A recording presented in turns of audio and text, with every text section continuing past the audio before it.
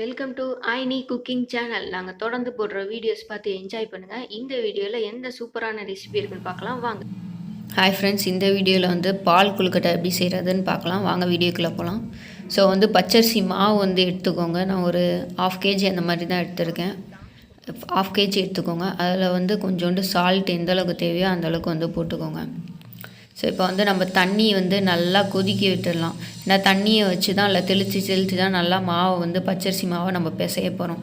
So மாவில் நல்லா உப்பெல்லாம் நல்லா கலந்துருச்சு. தெரியலாம் நல்லா கையை விட்டு கலக்கி விட்டுக்கோங்க.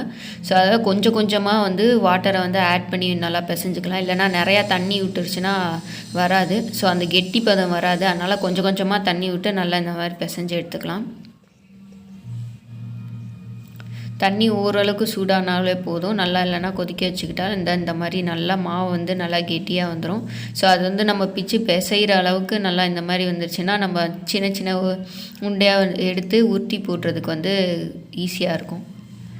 ஸோ இந்த மாதிரி சின்ன சின்னதாக கொஞ்சம் கொஞ்சமாக பிச்சு எடுத்துகிட்டு கையில் இந்த மாதிரி சின்ன சின்னதாக உருண்டையாக நம்மளுக்கு எந்த ஷேப் வேணுமோ அந்த ஷேப்பில் வந்து உருட்டி போட்டுக்கலாம். சின்ன உருண்டையாக உருட்டி போடலாம், இல்லை இந்த மாதிரி நீளமாகவும் வந்து உருட்டி போட்டுக்கலாம். ஸோ ஒரு 1/2 kg மாவுக்கே ஒரு 4-5 பேர் சாப்பிட்ற அளவுக்கு நல்லா நிறையவே வரும். ஸோ இப்போ பச்சரிசி மாவில் வந்து இந்த மாதிரி சின்ன சின்ன உருண்டையாக வந்து ஒட்டி ரெடியாக பண்ணி வச்சாச்சு. இதை ஒரு தனியாக எடுத்து வச்சுக்கலாம். இப்போ வந்து நம்ம தண்ணியை வந்து ஒரு பெரிய பாத்திரத்தில் வந்து கொதிக்க வச்சுக்கலாம். நல்லா கொதிக்கட்டும். தண்ணி நல்லா கொதிக்க இந்த மாதிரி நல்லா பபிள்ஸ் வந்ததுக்கு அப்புறமேட்டுக்கு வந்து அதில் வந்து நம்ம சின்ன சின்னதாக அந்த உருட்டி வச்சுருந்தோம்ல பச்சரிசி மாவு உப்பு எல்லாம் சேர்த்து நல்லா கலந்து ஸோ அதை வந்து எடுத்து போட்டுக்கலாம். கொஞ்சம் கொஞ்சமாக போடுங்க. நல்லா கொதிக்கட்டும். கொதிக்கிற தண்ணியில் தான் இதை போடணும். ஏன்னா அப்போ தான் நல்லா கொதிக்கும். இல்லைனா முன்னாடியே போட்டோன்னா எல்லாம் கரைஞ்சி போகிற மாதிரி ஒரு மாதிரி ஆயிரும். ஸோ கொதிக்கிற தண்ணினால் அது வேக ஆரம்பிக்கிறனால அந்தளவுக்கு சீக்கிரமாலாம் கரையாது. ஸோ இந்த மாதிரி வந்து எல்லாத்தையும் போட்டுக்கோங்க. எல்லாத்தையும் போட்டு அது கொஞ்சம் நேரம் அப்படியே நல்லா வேகட்டும். ஸோ கிண்டி விட்றேன்னா கிண்டிட்டுக்கோங்க. ஒரு 10 நிமிஷம் கழித்து நம்ம இப்போ வெல்லத்தை வந்து தட்டி இந்த மாதிரி போட்டுக்கலாம். வெல்லத்தை முழுசாக வந்து போடனா நான் அவ்வளோ சீக்கிரம் வந்து கரையாச்சு. ஓரளவுக்கு வந்து நல்லா தட்டி போட்டுட்டு நல்லா கிளறி விடுங்க. அந்த சூட்லேயே வந்து வெல்லம் சீக்கிரமாகவே கரைஞ்சிடும் வேறு. ஸோ இந்த மாதிரி நம்ம வேக வச்ச அந்த சின்ன சின்ன உருண்டை, அந்த பச்சரிசி மாவில் செஞ்ச அந்த சின்ன உருண்டை இருக்குல்லையா, அது வந்து கெட்டியாகாமல் நல்லா அடிக்கடி கொஞ்சம் கிண்டி விட்டுக்கோங்க. ஸோ இப்போ வந்து இதில் வந்து தேங்காய் பால் ஊற்றணும். ஸோ அதுக்கு வந்து தேங்காய் எடுத்து மிக்சியில் வந்து போட்டு அரைச்சிக்கலாம்.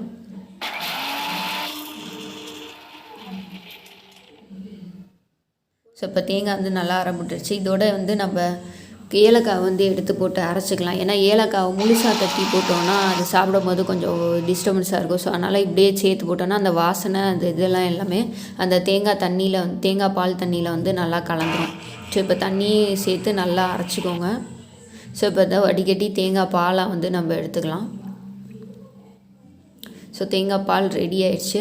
ஸோ இப்போ வந்து இதை நல்லா கிளறி விட்டுக்கோங்க. நல்லா வெல்லம் எல்லாமே நல்லா கரைஞ்சிருச்சு. ஸோ அந்த பச்சரிசி மாவு சின்ன சின்ன உருண்டையே நல்லா வெந்துருச்சு வேறு. ஸோ பார்த்தனாலே தெரியும். ஸோ அந்த உருண்டை எல்லாம் பால் கொழுக்கட்டைக்கு எல்லாமே ரெடி ஆயிடுச்சு.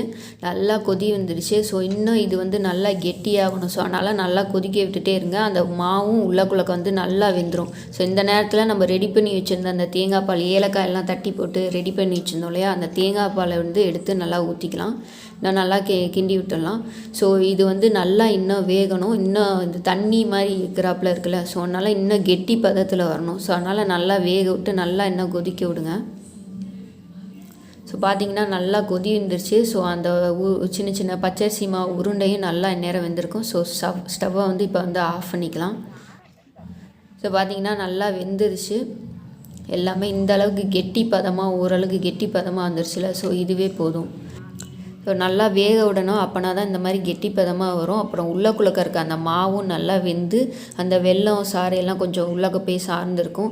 நம்ம இதில் வந்து தேங்காய் பால் ஏலக்காய் இதில் வெல்லம் எல்லாமே தட்டி போட்டு இருக்கும்.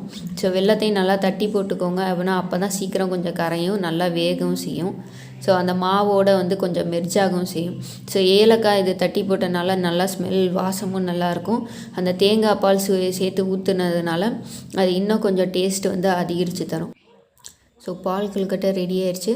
ஸோ இந்த மாதிரி உங்கள் வீட்டில் பால் கொழுக்கட்டை இனிமேல் ரெடி பண்ணித்தாங்க. ஸோ எப்படி இருக்குன்னு டேஸ்ட்டு பாருங்கள். செம்ம சூப்பராக இருக்கும். ட்ரை பண்ணி பாருங்கள் ஃப்ரெண்ட்ஸ். இந்த வீடியோ பார்த்த எல்லாத்துக்குமே நன்றி. எங்கள் சேனல் பிடிச்சிருந்தா லைக் பண்ணுங்கள், ஷேர் பண்ணுங்கள், கமெண்ட் பண்ணுங்கள். அப்புறம் பெல் ஐக்கானை கிளிக் பண்ணுங்கள்.